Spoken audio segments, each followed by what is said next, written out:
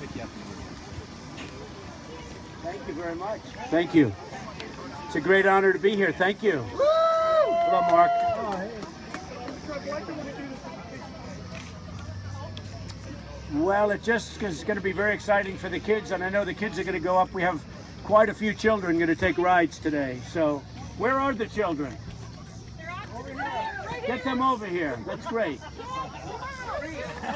I love children. I love Iowa. Great place. I've really developed a relationship with it, and it's an amazing place. Yes, Mark.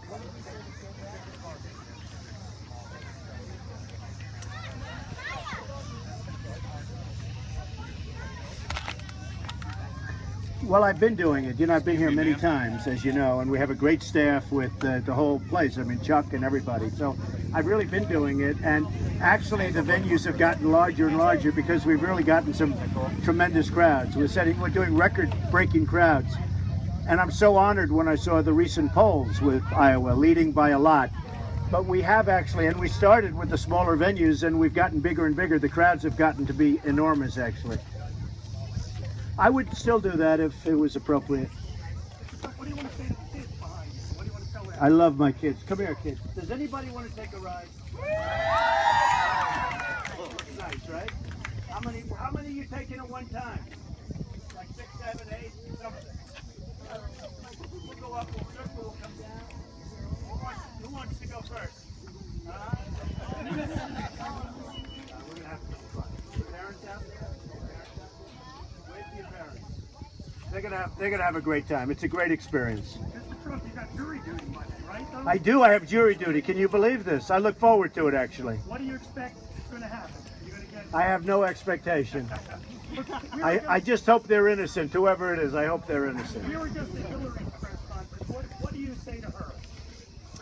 Well, she's got a lot of problems with the email situation. That's a big problem. And if you look at General Petraeus, he had just a tiny fraction of what she's got going, and they destroyed his life virtually. So I think she's got some very big problems. I wish her luck, but I think she's got some big problems. She said you. Well, how are you? Nice seeing you, Martha. It would look that way to me. I don't know. I always say you're innocent until proven guilty, but certainly it would look that way. It looks very serious as far as Hillary's concerned. I hope that's not what happens to her, but certainly the facts aren't looking good for her right now. And if you look at General Petraeus, what he went through on a much lesser level, I think it's going to be very tough for her. Yes. Did you ignore past jury summons? Oh, well, you won't even, I don't even want to talk about that question. That's a very serious question, and hopefully you would never have to use a nuclear weapon, hopefully. But we have to be prepared. Look, the world hates us, probably never like this before, and we have to build up our military, we have to take care of our vets, and we have to have the finest armament, we have to have the finest military and equipment anywhere in the world by a factor of 10. We have to be protected. We have to be so tough and so strong and so smart that nobody will ever mess with us. I'd say hello. She said you were just entertainment. That's what she said you were. Say it again. Well, you know, we've done so well because people hear my message. We're being ripped off by everybody in the world, whether it's China, Japan, Mexico, both at the border and in trade. In the case of Mexico, Mexico is sort of becoming the new China in terms of trade. So many companies. Just yesterday I read where Nabisco is moving to Mexico. I mean, give me a break. So we have to reverse that. We need jobs in our country. We don't have to worry about other countries. We're going to take jobs back from China, Japan. We're going to make our country great again. And that, to me, is going to be the challenge. And we're going to do it. And it's not going to be that difficult. I spoke with Carl Icahn. He's a friend of mine. He's a great negotiator. He will help us. All of the best negotiators, we have the best business people in the world in this country. They'll all help us. And believe me, when I get the right people negotiating with the right countries, we will come out on top every single time. And that's what we need. Thank you.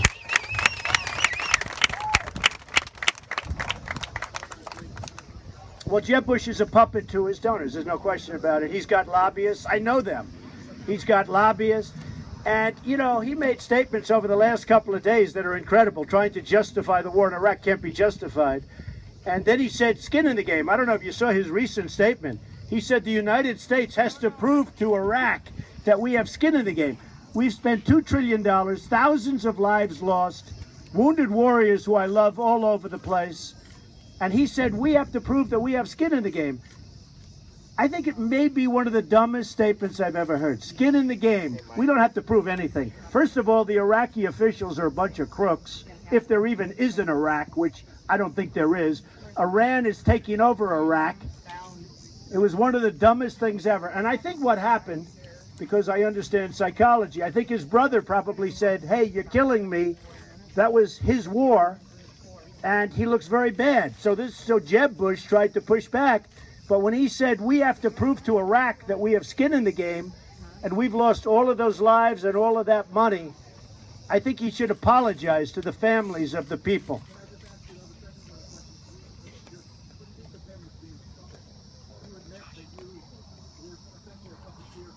Oh, I was one of the greats, but now I'm on the different side. I know how the system works better than anybody. Many of the people that gave to Jeb and to Hillary and to everybody else, they're friends of mine or enemies of mine, but they're people I know. These are not people that are doing it because they like the color of his hair, believe me. These are highly sophisticated killers. And when they give $5 million or $2 million or $1 million to Jeb, they have him just like a puppet. He'll do whatever they want. He is their puppet, believe me. And with me, I had yesterday a lobbyist call me up. It's a friend of mine, good guy, smart as hell. He's for his client. I don't blame him. He said, Donald, I want to put $5 million into your campaign. I said, I don't need it. I don't want it. He said, no, I want to put $5 million in. I said, I don't want it. Because when you come back to me in 2 years and you want help for a company that you're representing or a country that you're representing, I'm going to do the right thing for the people of the United States, and I don't want to have to insult you. So honestly, I appreciate it. I don't want your $5 million. I'm turning down so much money. But if he put it up, I'd feel obligated because I'm a loyal person, just like Jeb Bush. Jeb Bush and all of them. I'm not just talking about Jeb Bush, Hillary too. Believe me, nobody played the game better than I did. I know the game from the other side, and that's the way it works. Nobody else will do the job that I will do. I will bring back jobs. I will strengthen our military. I'll take care of our vets. I'll get rid of Obamacare, which is, by the way, a catastrophe. Look at what's happening with your... No, look what's happening. Look what's happening. The cost of your insurance is going through the roof. Look what's happening. It's terrible. I will take care of people, and I will be better to women. In terms, that's another thing I heard with Jeb. Women's health issues. He didn't want to fund. Then he goes back 2-3 hours later, he said, oh, he misspoke. He misspoke. I will be so great to women. I cherish women, and the women haven't been taken care of properly. When I hear somebody like Jeb Bush talking about we're not going to fund, then he comes back because, you know, his pollster said you made a mistake. You have to go back and take it back. But he doesn't mean it from the heart. Okay, another question?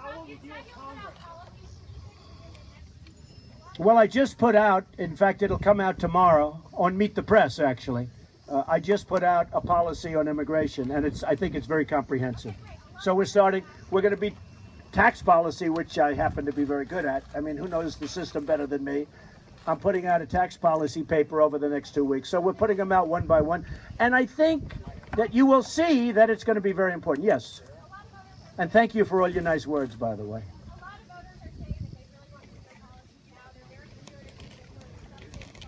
Well, I think the press is more eager to see it than the voters, to be honest. I think the voters like me. They understand me. They know I'm going to do the job.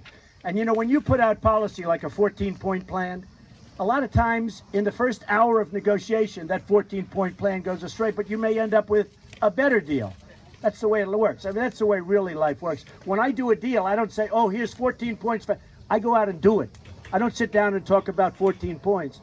But I know the press wants it. I don't think the people care. I think they trust me. I think they know I'm going to make good deals for them. That's what it's all about.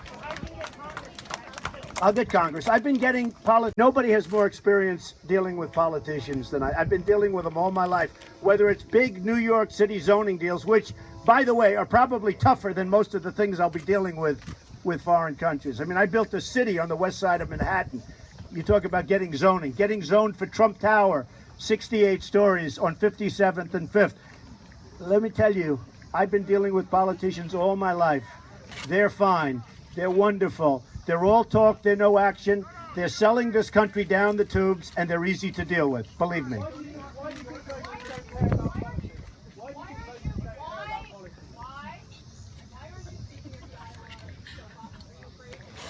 No, I don't do that because that paper was, in my opinion, not relevant to me.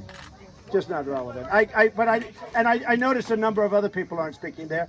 No, the paper's not relevant. Yes, I'm taking questions right now. Yeah. Am I going to take questions? She just asked, Casey, she just asked, am I going to take questions from reporters? What am I doing? Am I taking questions from reporters? They'll tell you I'm taking questions. By the way, unlike Hillary, this is unlike Hillary. Do we agree? Yes. Okay, go ahead. Yes? Speaking of Hillary, she said you were just entertainment.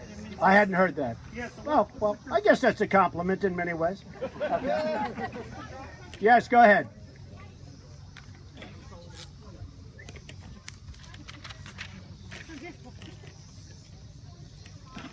You are going to love me in terms of immigration and illegal immigration. We're building a wall.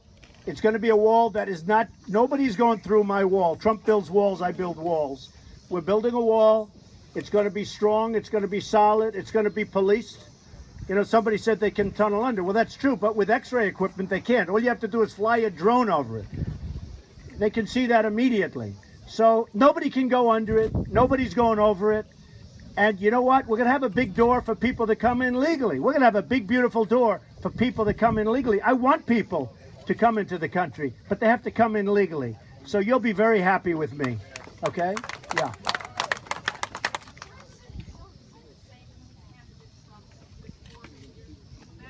I think even better. Because foreign leaders, I believe I've had great relationships over the years, and you can see that. I've had great relationships with people over the years. I think even better. I'm doing well. I'm leading in every poll, the little ones, the big ones. I'm leading, so importantly to me, I'm leading in Iowa, because when people look at Scott Walker, his state has a $2.2 billion deficit. He thought, you know, he was telling people his growth is terrible in terms of the state, and there's tremendous dissension all over the state.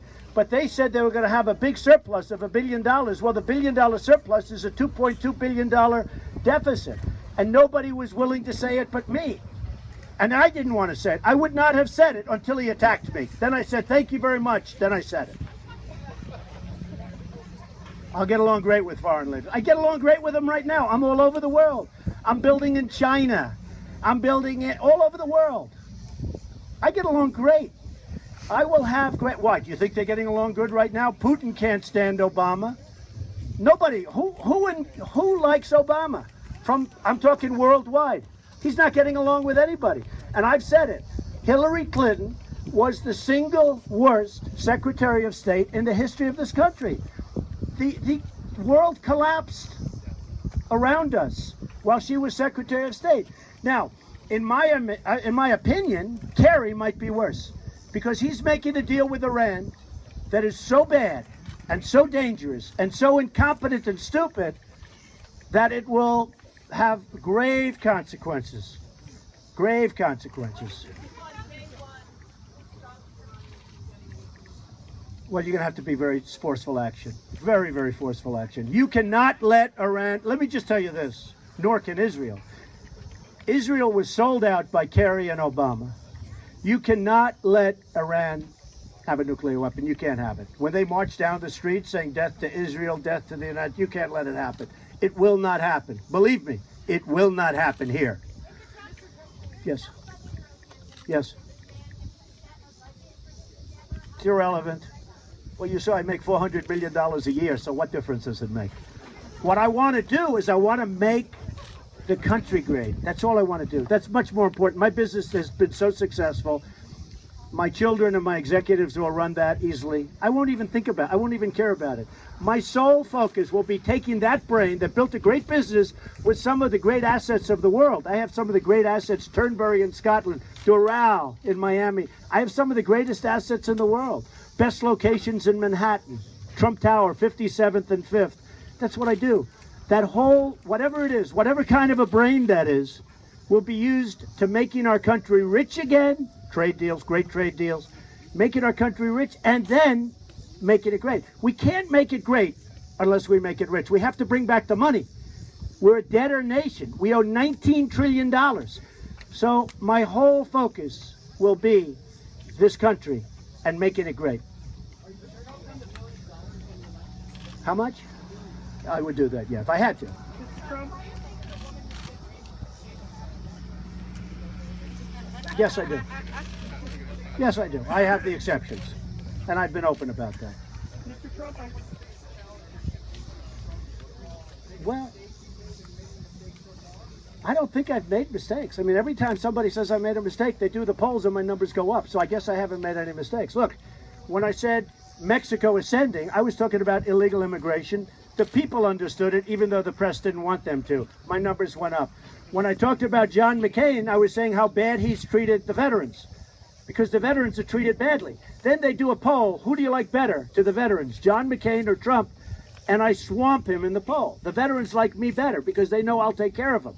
He hasn't taken, after 30 years, he hasn't taken care of them. And this last thing with Fox, I mean, I love Roger Ailes, but all you have to do is ask Roger Ailes who won. So I don't think I don't think I've made any mistakes. I'm sure I will at some point. But so far, you would have to say, hasn't worked out badly, right? Huh? See, he's a reporter. He doesn't want to give me an answer. But Mr. Trump, I noticed on CNN they ran a profile of your wife as a possible first lady. They're not doing that to any other candidate. Is your wife... that one I haven't heard. Did you run a profile? As you said, I think. They did, but is your wife... That won't happen. She's fantastic, though. Okay, thanks. I'm going to do a lot of things. Almost everything. You want to know? What things am I going to do different for this guy? Almost everything. Because that's what has to happen. Everything we do is wrong. The military, we're not taking care of the military. Not taking care of our vets. We're not taking care of our country. We're not taking care of our finances. We're not taking care of our trade deals. When was the last time you saw this country have a victory? We don't have victories. We don't have victories against China in trade. China just devalued their currency. That's the sucking sound. You know what that is? That means jobs and money coming out of our country. What they did with that devaluation, the biggest devaluation they've had in 2 decades, they're killing us. They won't be doing it when I'm watching. And I think our people have no idea what's happening. And do you agree with me? Does everybody agree with me? Yeah. They're smart. Let's give them a helicopter ride, okay? Right? Good. I don't know. Let's go see. Come on, get that. Let's get going. Let's go.